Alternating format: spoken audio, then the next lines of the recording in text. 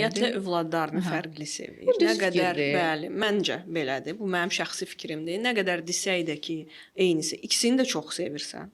Dünyalar qədər sevirsən.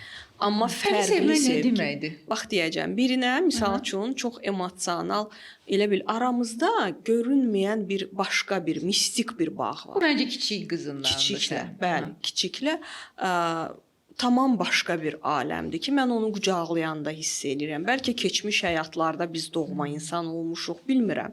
Mən bunu bağlaya bilmirəm, amma astroloqlar baxıblar, deyiblər ki, biz keçmiş həyatda çox yaxın insan olmuşuq. Bilmirəm nədir, amma izah edə bilməyəcəyim bir emosional, dərin bir bağ var. Həqiqətən ki, bunu hiss eləyirəm mən ana olaraq. O da övlad olaraq mənə çox bağlıdır, çox.